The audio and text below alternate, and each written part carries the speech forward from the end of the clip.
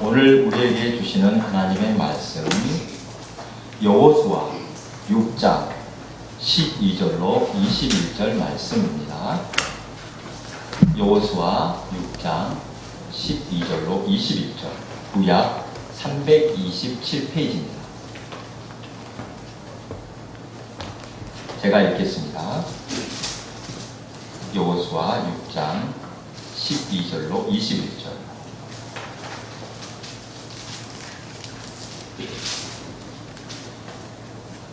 또 여호수아가 아침에 일찍이 일어나니 제사장들이 여호와의 궤를 메고 제사장 7은 양강 나팔 7을 잡고 여호와의 궤 앞에서 계속 행진하며 나팔을 불고 무장한 자들은 그 앞에 행진하며 후군은 여호와의 궤 뒤를 따르고 제사장들은 나팔을 불며 행진하니라. 그 둘째 날에도 그 성을 한 번 돌고 진영으로 돌아오니라. 엿새 동안을 이같이 행하니라. 7째 날 새벽에 그들이 일찍이 일어나서 전과 같은 방법으로 그 성을 7번 도니 그 성을 7번 돌기는 그날 뿐이었더라. 7번째 제사장들이 나팔을 불 때 여호수아가 백성에게 이르되 외치라. 여호와께서 너희에게 이 성을 주셨느니라. 이 성과 그 가운데에 있는 모든 것은 여호와께 온전히 바치되 기생 나합과 그 집에 동거하는 자는 모두 살려주라. 이는 우리가 보낸 사자들을 그가 숨겨주었음이니라. 너희는 온전히 바치고 그 바친 것 중에서 어떤 것이든지 취하여 너희가 이스라엘 진영으로 바치는 것이 되게 하여 고통을 당하게 되지 아니하도록 오직 너희는 그 바친 물건에 손대지 말라. 은금과 동철 기구들은 다 여호와께 구별되는 것이니 그것을 여호와의 곳간에 드릴지니라 하니라. 이에 백성은 외치고 제사장들은 나팔을 불매 백성이 나팔 소리를 들을 때 크게 소리질러 외치니 성벽이 무너져 내린지라. 백성이 각기 앞으로 나아가 그 성에 들어가서 그 성을 점령하고 그 성 안에 있는 모든 것을 온전히 바치되 남녀노소와 소와 양과 나귀를 칼날로 멸하니라. 아멘. 우리 함께 인사를 나누겠습니다. 무더위에 고생이 많았습니다. 보고 싶었습니다. 사랑합니다. 제가 집사님 두 분을 좀 앞으로 오시라는 이유가 있습니다. 어느 자리에 앉느냐고 은혜 받는 것과 관계가 있습니다. 맞습니까? 기왕이면 뒤에 있는 것보다 앞으로 나오실 때 더 큰 은혜가 있는 줄 믿으시기 바랍니다. 지난주 저는 은혜 가운데 휴가를 잘 다녀왔습니다. 따로 휴가를 내게 된 것은 부모님이 요청하신 일이 있어서였습니다. 부동산 특별조치법에 따라 처리할 일이었습니다.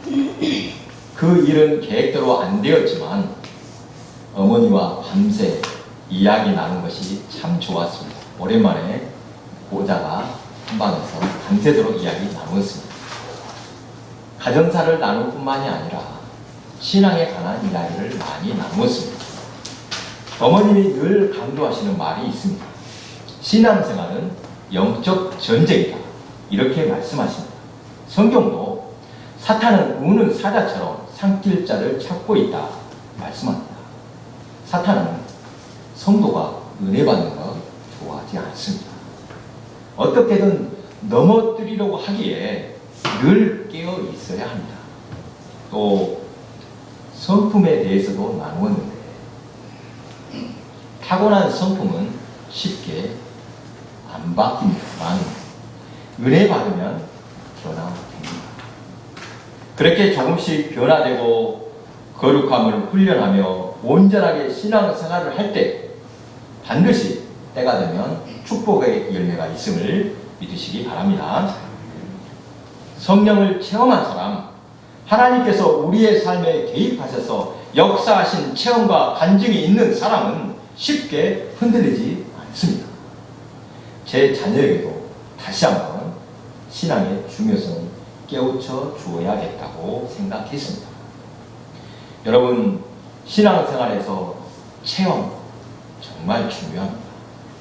아무리 좋은 말, 좋은 설교를 들어도 믿음이 쉽게 안 생깁니다. 그러다가도 직접 체험하고 나면 누가 뭐라 해도 믿게 됩니다. 하나님은 어떤 분이신지 체험하면 그 체험은 믿음이 되고 우리의 신앙 밑그림이 될 뿐만 아니라 후손에게 물려줄 귀한 유산이 되기도 합니다. 오늘 본문은 이스라엘 백성이 40년간 광야 생활을 마치고 이제 가나안 정복의 첫 관문 여리고성을 점령해 가는 과정을 기록하고 있습니다. 모세의 뒤를 이어 여호수아가 이스라엘 백성을 인도하게 되었습니다. 이스라엘 근방의 지도를 보면 애굽에서 나와 해변길로 가면 아무리 많이 걸려도 일주일이면 가나안 땅에 들어갈 수 있습니다. 하지만 하나님은 이스라엘을 광야길로 인도하셨습니다. 이유가 무엇입니까? 출애굽기 13장 17절 바로가 백성을 보낸 후에 블레셋 사람의 땅의 길은 가까울지라도 하나님이 그들을 그 길로 인도하지 아니하셨으니 이는 하나님이 말씀하시기를 이 백성이 전쟁을 하게 되면 마음을 돌이켜 애굽으로 돌아갈까 하셨습니다. 이스라엘 백성이 어떻게 할 것인지 잘 아셨기 때문입니다. 해변길에 비하면 광야길은 더딜고 힘들더라도 이스라엘 백성에게 꼭 필요한 광야길이었습니다. 왜요? 애굽에 사는 동안 걸러져야 할 것과 버려져야 할 것이 남아 있었기 때문입니다. 흔히 광야를 훈련장이라고 하는데 이스라엘 백성은 어떤 훈련을 받았습니까? 가장 중요한 것은 순종의 훈련입니다. 하나님 명령에 순종하면 모든 것을 하나님께서 친히 책임져 주시고 인도해 주신다는 체험을 하게 하셨습니다. 물론 한 번의 체험으로 완전히 새로워지지는 않습니다. 이스라엘 백성들은 여러 차례 하나님의 능력과 본능을 체험했지만 돌아서면 금방 원망하고 불평했습니다. 이것은 오늘날 우리의 모습과도 다르지 않을 것입니다. 하나님 은혜를 체험하고 기쁨을 맛보다가도 육신의 생각에 빠져들 때가 너무도 많습니다. 그래도 끝까지 믿음을 지킬 수 있는 것은 하나님께서 은혜를 주시기 때문입니다. 한 번 택한 백성을 버리지 않으시고 붙들어 주시는 그 은혜로 말미암아 바로 설 수 있음을 믿으시기 바랍니다. 오늘 본문 바로 앞에 여호수아 5장에 이스라엘이 길갈에서 할례를 행한 것을 기록하고 있습니다. 여러분 생각해 보십시오.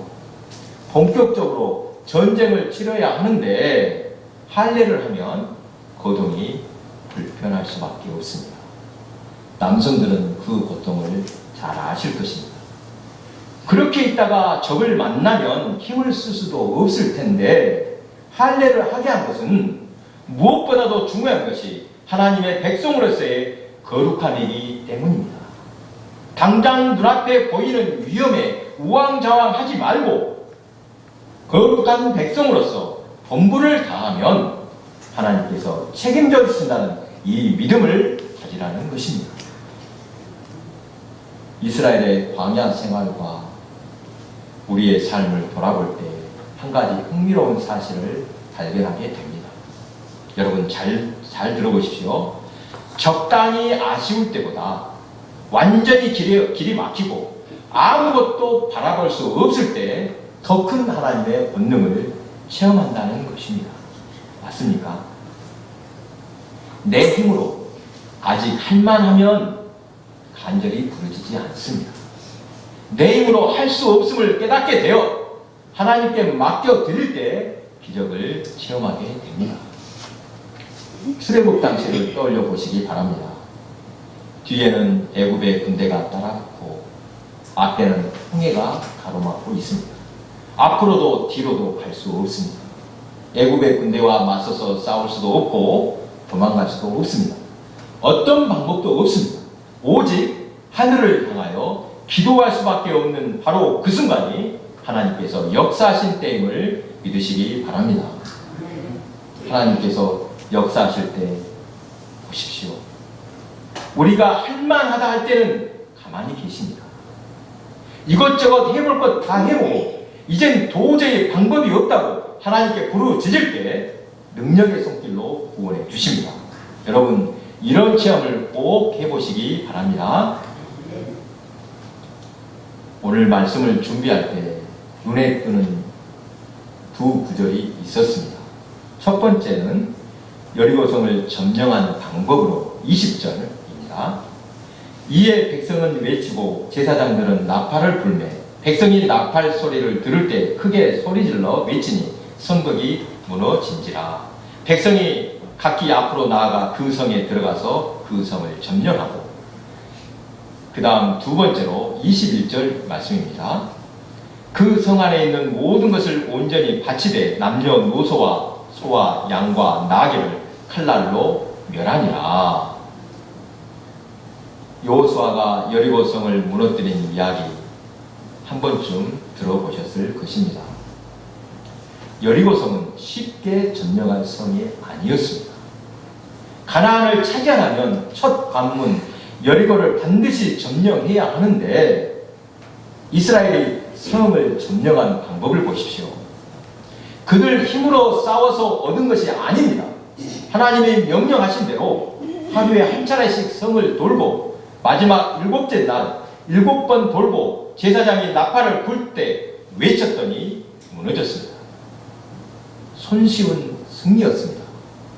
이렇게만 하면 쉬울 것 같지만 한편으로 생각해보면 쉬운 일이 아닙니다. 순종하니까 쉽게 결과를 얻은 것이지 순종 자체가 쉬운 것은 아니라는 말씀입니다. 성을 돌다가 소리를 지르면 무너질 것이다. 이 말씀이 쉽게 믿어지겠냐는 것입니다. 하나님께서는 순종이 얼마나 중요한지 여리고성 함락을 통해 깨닫게 하셨습니다. 어려울수록 더욱 순종하는 것이 답입니다. 참고로 본문에 등장하는 나팔에 대해서도 알아야 할 것이 있습니다. 이스라엘은 절기나 전쟁 때 나팔을 부는데 양의 뿔로 만든 양각 나팔입니다. 왜, 언제부터 양의 뿔로 나팔을 만들게 되었는가 전해지는 이야기가 있습니다. 그것은 아브라함이 하나님 말씀에 절대 순종하여 독자 이삭을 번제로 드리라고 할 때 하나님께서 숯불에 뿔이 걸린 순양을 준비하셨는데 바로 그 양의 뿔이라고 합니다.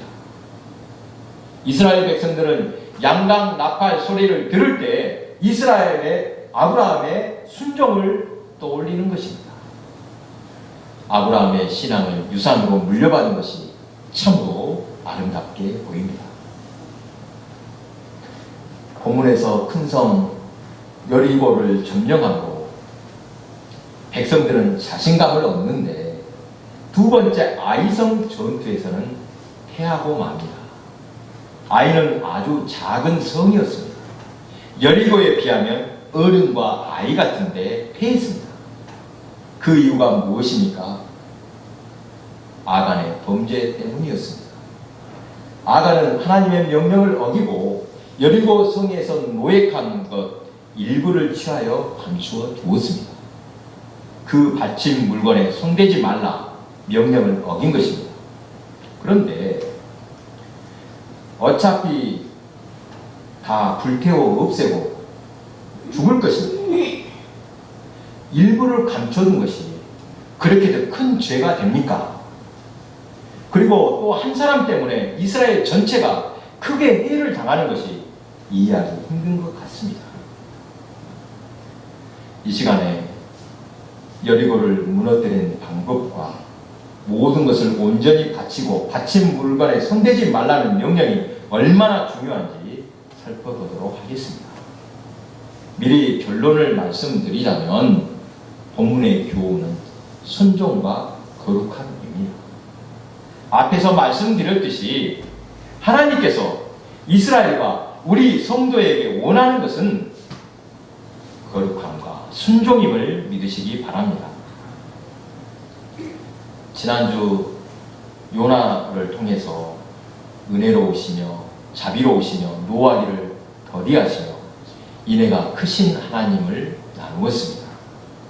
아껴주신다는 표현을 눈물 흘리신다라고 바꿔도 좋다고 했는데, 이방 나라일지라도 망하는 것을 마음 아파하시는 하나님이라고 했습니다. 그런데 오늘 본문은 여리고를 점령할 때 그 성 안에 있는 모든 것을 온전히 바치되 남녀노소와 소와 양과 나귀를 칼날로 멸하라고 명령하십니다.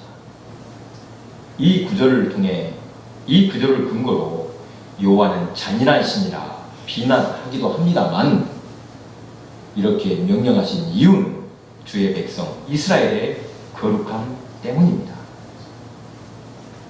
오늘 본문처럼 전쟁에서 취한 모든 것을 진멸하고 절대 가까이 하지 말라고 하신 것을 히브리어로 헤렘이라고 합니다. 헤렘은 일반적인 용도의 사용을 금하고 성별된 것, 봉헌된 것, 저주받은 것을 뜻합니다. 이것은 하나님께 가증스러운 것으로 규정되었기 때문에, 또는 하나님께 봉헌된 것이기 때문에 일상적인 사용이나 접촉으로부터 구별된 것을 말합니다. 아간이 탈취에 감춘 것은 단순한 종도둑이 아니라 헤렘을 어긴 중재라는 것입니다. 아간은 어떤 벌을 받았습니까? 그 물건과 함께 멸망당했습니다. 하나님께서 왜 그토록 단호하게 명령하시는지 이유를 말씀하신 구절이 있습니다. 출애굽기 23장 33절. 그들이 내 땅에 머무르지 못할 것은 그들이 너를 내게 범죄하게 할까 두려움이라. 내가 그들의 신을 섬기면 그것이 너의 올무가 되리라. 출애굽기 34장 16절입니다. 또 내가 그들의 딸들을 내 아들들의 아내로 삼음으로 그들의 딸들이 그들의 신들을 음란하게 섬기며 내 아들에게 그들의 신들을 음란하게 섬기게 할까 함이라. 신명기 7장 4절. 그가 내 아들을 유혹하여 그가 여호와를 떠나고 다른 신들을 섬기게 하므로 여호와께서 너희를 진노하사 갑자기 너희를 멸하실 것임이니라. 이스라엘 백성이 가나안의 신들을 가까이하여 타락하지 않도록 보호하기 위함임을 알 수 있습니다. 그런데 한편으로 이렇게 말할 수도 있습니다. 피할 것만이 아니라 가나안 사람들과 가까이 지내면서 여호와 하나님을 알도록 그들을 인도하면 좋지 않겠습니까? 그럴듯하게 들리지만 여러분, 좋은 사람과 나쁜 사람이 같이 있으면 대체로 어느 쪽을 따라갑니까? 둘 다 나빠지기가 쉽습니다. 그런 위험이 있으니 아예 가까이 하지 말라는 것입니다. 이스라엘을 향한 하나님의 사랑, 거룩한 백성으로 살도록 인도하시는 하나님의 신실하신 손길을 발견할 수 있습니다. 사랑하는 교회 여러분, 오늘 본문에 나오는 이 헤렘 사상을 꼭 기억하시기 바랍니다. 하나님께서 금기하시는 것, 하나님께 드려진 것은 절대 가까이 하지도 내 것처럼 여겨서도 안 됩니다. 하나님 것을 내 것이라고 주장하는 것이 얼마나 어리석고 무서운 일인지 모릅니다. 하나님의 것과 내 것을 철저히 구별하는 것은 신앙의 기본이라 할 수 있습니다. 11조나 헌물을 예로 들어봅니다. 10의 1만 하나님의 것이고 나머지 10의 9는 내 것입니까? 맞습니까? 11조 드렸으니까 10의 9는 내 것이요. 모든 것은 하나님의 것입니다. 하나님께서 허락하심으로 내가 소유하게 되었다는 것이 신앙인의 고백입니다. 예배 시간에 헌금 기도를 드릴 때도 이것을 고백하고 있습니다. 모든 것이 하나님께로 온 것이요 하나님의 것임을 잊지 말아야 합니다. 그리고 또 하나, 교회는 하나님의 교회임을 분명히 고백하고 믿으시기 바랍니다. 누구 것이다, 누가 주인이다, 결코 생각으로라도 이런 마음을 품어서는 안 됩니다. 하나님 앞에 드려진 것은 철저하게 하나님의 것으로 인정하고 돌려드려야 합니다. 누구를 위해서입니까? 그것은 우리 자신을 위해서 그렇게 해야만 함을 믿으시기 바랍니다. 지난해 우리 교회당 리모델링 공사를 통해서 우리는 큰 은혜를 체험했습니다. 자꾸 말해서 죄송합니다만 과연 하나님께서 하셨구나 라고 고백했습니다. 물질이 준비되어서 누가 봐도 할만할 때 시작된 것이 아닙니다. 먼저 헌신하시는 손길을 통해 아름다운 헌신이 이어졌습니다. 하나님은 바로 그 헌신과 순종을 통해 놀라운 일을 일으켜 주셨습니다. 아무리 생각해도 하나님이 하신 일이라고 또 한 번 고백하게 됩니다. 이와 비슷한 일이 우리 시찰의 한 교회에서도 일어날 것 같습니다. 그 교회가 조만간 리모델링을 한다는 소식을 들었습니다. 그것은 우리 교회보다도 더 열악한 환경에 있습니다. 형편은 안 되나 목사님은 계속 기도했다고 합니다. 비도 새고 무너진 곳이 많은데 돈이 없어서 어떻게 합니까? 하나님께 기도만 했습니다. 그랬더니 어느 도시교회 장로님이 우연히 와서 둘러보고 교회를 수리해 주겠다고 작정하셨다는 것입니다. 아멘. 예, 우리 교회 아니지만 아멘입니다. 그것을 보면서 사람이 계획하고 사람이 하려고 하면 안 되지만 하나님이 하시면 되는구나 고백하게 되었습니다. 그래도 우리 교회가 더 은혜로운 것은 할 수만 있다면 남의 손을 빌리지 않고 성도가 힘을 모아 정성껏 하는 것이 더 은혜롭습니다. 다른 사람들 도움만 바라는 것은 바른 자세가 아닐 것입니다. 이 자리에 계신 성도님들 중에 길뚝교회 박석순 목사님으로부터 신앙 지도를 받으며 신앙생활을 하셨던 분이 있을 것입니다. 그러시죠? 몇 분 계시죠? 그분들을 보면 어딘가 모르게 다른 곳이 있습니다. 소위 말하는 신앙의 기본이 되어 있습니다. 저는 이 박석순 목사님 일대기를 읽고 큰 감명을 받았는데 성도들을 철저하게 양육하셨던 것 같습니다. 몸소 실천으로 보여주시고 또 사람의 눈치 보지 않고 성경대로 가르치신 것 같습니다. 군대에서 힘들게 훈련을 받았던 기억이 납니다. 훈련은 강하게 하는 것이 좋다고 합니다. 왜요? 그래야만 실전에서 병사의 생명을 지킬 수 있기 때문입니다. 신앙의 훈련도 여러분 철저한 것이 좋습니다. 그래서 저도 여러분에게 듣기 좋거나 나쁘거나를 떠나서 정말 바른 것, 옳은 것을 같이 훈련하는 마음으로 신앙생활을 해야겠다 마음먹게 되었습니다. 사랑하는 교회 여러분, 오늘 본문의 교훈처럼 철저히 순종하고 구별된 신앙을 몸에 익히시기 바랍니다. 택함을 받은 백성에게 다른 방법, 다른 것 없습니다. 신앙의 힘, 순종의 능력입니다. 하나님 것과 내 것을 구별하고 더욱 거룩한 백성으로 복된 성도가 되시기를 바랍니다.